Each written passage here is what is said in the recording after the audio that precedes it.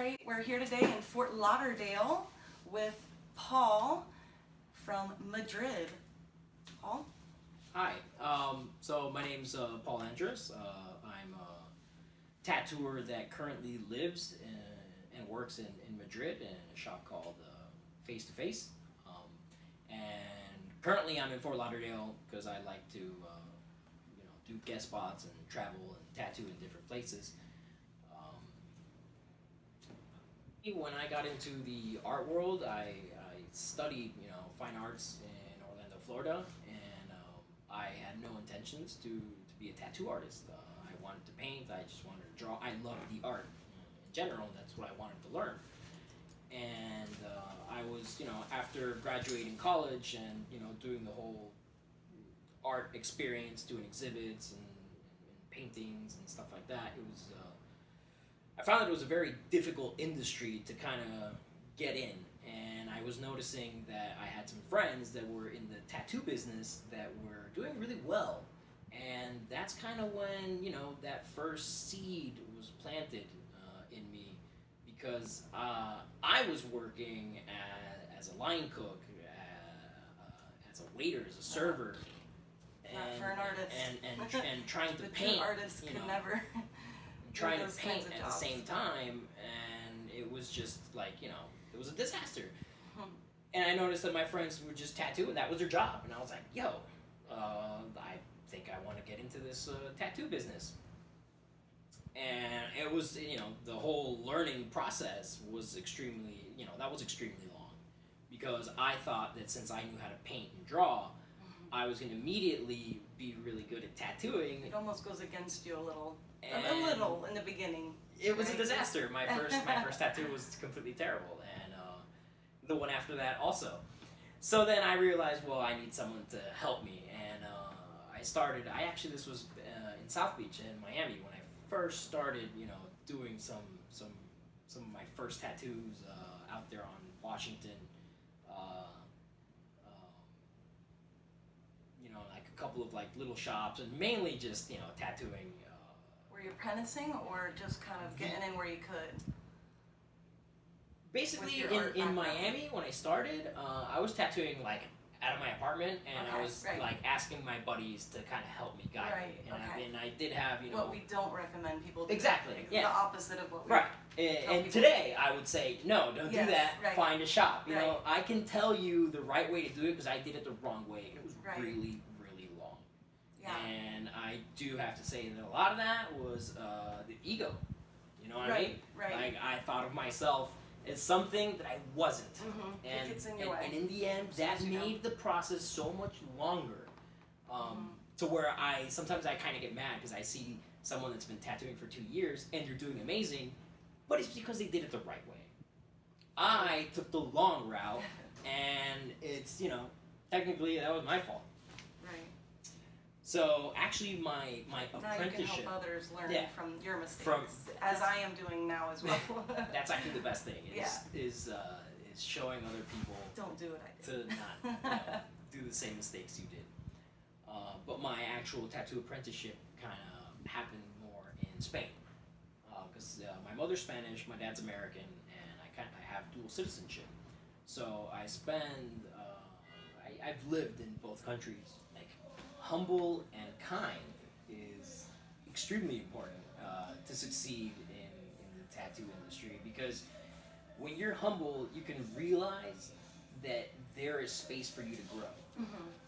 When you think that you know everything, you stop growing, and that's the point where it's like, okay, so that's it, you're done. And When you have there's no to, such thing as that. It and you have doesn't to be- exist. you have to be kind also, because that's how you're gonna grow. That's how you're gonna talk to people, and they might be artists that show you new ways of tattooing or new ideas or new tools, or it might be something as simple as how I was kind when I spoke to you. And now you're like, hey, wow, you're really cool, let's do an interview. And this helps me in a way to where you're adding me on a platform that maybe no one else would have met me because I work in Madrid, So I think that being humble and kind, it's just a mindset that's going to help you grow Well, it's as supposed a to be tattoo kind artist. to yourself as well. because I'm all about it, the kindness too, and I believe that it also helps because we're also very hard on ourselves, especially as artists. You know, especially if you're a growing artist. Oh, it's never good enough. Oh, that could have been better. I should have done this better. You know, looking back at pictures of tattoos and stuff, but it's important to be kind to yourself as well. Yeah. I would say, but it falls in the same place. It is important to be kind to yourself, but I do tend to be really hard on myself when it comes to art, and in a way that helps. Yes. And the opposite spectrum, you never want to be also surrounded by people that say that everything you do is amazing. Right. That's terrible. Like your clients will. That's your dead end. Oh yeah, I have so many clients that say, "Oh my God, it's so amazing," and inside I'm thinking, "Man, I wish I would have done that better." Yeah. But yeah, cool, awesome. So, but I think surrounding yourself with people that are clear, that are transparent, and they don't hide what they think. Super important. I use that word a Extremely lot. important. I use that word a lot. Transparency. Transparency is extremely important. But going back to what we were talking about, when you talk shit about other people, which happens a lot in the tattoo industry, because I guess it's some sort of like confidence issue. Ego. It's reflection, really, too. What you're really kind of talking about yourself. What you're doing is building a wall, and you're not allowing flow of customers, of creativity, and in the end, money. And you're just like what you're trying to do is pit some people against others, and which is very common. Creating this huge division. What you're doing is reducing your clientele. Well, and your artist circle at that point. Like we just said, you can learn from these amazing artists. We can rub elbows, and iron sharpens iron. That is the thing. So it's like by talking about one artist, well, that might be someone's best friend. So now you just shut down a whole circle of artists that would have been there to lift you up or help you get through something. So it really does, like you said, it builds a wall in many ways, many different ways, for sure. Crazy ideas come from, right? All your art. The two different countries, two totally different I don't know if it's the two countries, but I do have to say that helps. That traveling diversity and being diverse really opens your spectrum of ideas and a vision of the world in general. Nice, yeah. So where I think if you just, you're born in one place and you live in that place your entire life, there's no way that you can have the capacity to have an open mind. I agree. Compared to someone that's lived, in tons of places. And I'd like to, emphasize the part of the living. Because a lot of people, there's it's really hip to travel today. And travel's cool. Yeah. But we tend to kind of fall into the, the touristy stuff, probably, right? A little bit more. Like, everyone will travel just to show off that they travel. Okay. You know what I mean? They're losing sight of why they're traveling. They're not taking it all in. They're just taking pictures. When you go to somewhere and you integrate yourself into the culture, into the society, and you live there or you work there, you truly get, a new perception of life. Yeah. When you're just someone that goes to a country and takes pictures of the Eiffel Tower and then comes back, did you really experience what life is? Like, did you really experience, a different culture? Right. Or did you just look at it and then come back? So, I mean, to me, that's the thing. Yeah. Formal apprenticeship did happen while I was in Spain, in Barcelona, and I'm a strange product of tattoo school. Okay. So I actually started going to a tattoo school after, a bunch of, I had this strange training in Miami with my friends kind of showing me, the basics of tattooing, and I kept kind of doing it, but obviously I was noticing that, my results were not as good as I would like them to be. Then I started going to this tattoo school in Barcelona, and the funny thing is that tattoo school, for some reason, I was working there, that they ended up hiring me. At first, I kind of went through their process. They hired me to help them out with different things, and then they ended up hiring me to be a teacher there because I could show certain things like the basic principles. And it's funny because I learned a lot of things in that tattoo school about tattooing, but I never learned how to tattoo properly. Oh, It's so weird. Okay.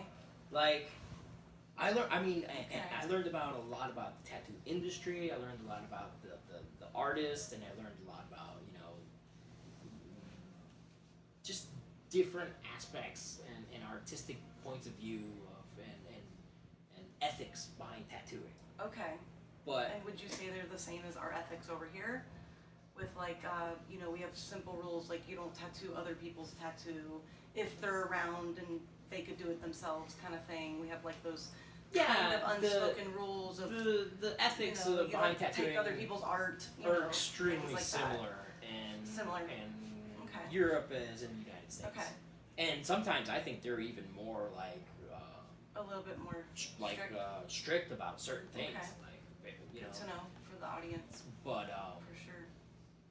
because I think the clients are different too.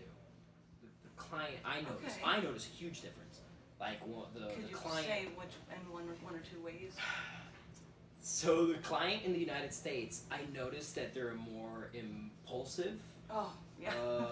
buyer. Like they Yes, kind of yes. like, yo, I got the money now, and I want to get the tattoo now, and this is what I want, and Right, yo, right. let's Yes, make yes, it happen. yes. And the customer in Europe is much more cautious, much more Okay. like In general. picky. Yes. Right, Like right. they're very like Yes. precise about things, Okay. calm. They're like they see it more as an investment, Mm-hmm. and to The where right way that it should be thought of. in the as States an it's more investment. like, yo, let's go, you know. Yeah. And obviously, I'm generalizing. No, There- yes, yeah, that's there's what I was saying. Like in people general, in because the United obviously there's States, yes. yeah, that Both. that obviously You see they're very more of- cautious and take their time, with their tattoos. And there's also impulsive Mhm. people, in Europe and in Yeah. Spain. But as in general, Yeah, that's interesting. That's I've noticed that Yeah. a lot because Makes sense. I've worked in a lot of different shops and in a lot of different places, and I think that's a huge like it's kind of like what I was talking about before. It's really important to travel because it opens your mind. So it's the same thing. If you work in different shops and view different cultures and different ways of tattooing, it opens your mind. Yeah. And you know more, and you know how to adapt, and the more you understand, the better you're gonna be able to react Yes. within. How long have you been tattooing, and what would you say are some of your favorite styles? I guess Okay. if you had to say. So, I usually have a couple answers for that question. So the first one is, I started tattooing 10 years ago, but I had such a large learning curve that technically I consider myself that I've been tattooing for the last 5 years. Okay. Because I officially started doing things correctly and properly 5 years ago. And I wish I would have started, I have to ditto that. The I right the way. same for me too. And Same for me too. my main focus, my main style is my main commercial style. I would have to clarify would be black and gray realism. It's something that I found myself the most comfortable with when I was transitioning from what I knew how to do as an artist, as drawing from life and just drawing in general and painting. When I switched over, to tattooing, I noticed that it was kind of like the same process, like the same way of sketching and working, and trying to achieve the same results as that I was trying to achieve when I was drawing. And that's my main focus as professionally, because a lot of that there's a demand for that, there's an audience for that, Yes, absolutely. and it pays the bills for sure. Then I have my other kind of artistic project where it's kind of a mix. That's where I truly feel where I'm like expressing myself artistically to the fullest, because it's a style that I like to draw when no one is paying me to draw. And there's no rules. It's only your rules. Yes, Yeah. I Which is most created artists' those favorite. rules, Yeah. And I think the distinction is very important. It's what I draw when no one pays me to draw. Right. This is what I have found out. I draw for pleasure, for what I think, straight out of me, and I tried to take that into a tattoo, and I kind of took some rules from some styles and other rules from other styles, and I kind of mixed it all up to where in the end there's like big mix. And you're making a book? Well, I have multiple books. Okay. The project itself, I called it Quimera book. It was a mix of like a Spanish word and an English word put together, and Quimera is like this kind of like fantasy like thought. And in the end, I have these books. I have like 3 books. I've done a ton of these little illustrations, and they're just Are you going to put them into print, or are they already into print? Oh no! When I say books, they're like literally sketchbooks. I know, but I'm saying like, do you want to promote them? Do you want to ever actually print them and sell them? I've started to talk to curators Okay. in New York. Their gallery that's called I think it was Superfine. That I might start. I might do an exhibit with them, and we were talking about doing a project together up in New York, and I was like, oh, this might be really cool. Yeah. Because if there's one thing I did learn from the art industry was that you kind of have to learn the rules of the art industry, and then the different industries have different kinda rules too, right? Yeah, there's rules that you might not like them, Yeah. but if you learn them, you can use them. Right. Okay. Like you can use them Good to advice. your advantage. Good advice. Yeah. But you gotta learn those Good rules. advice.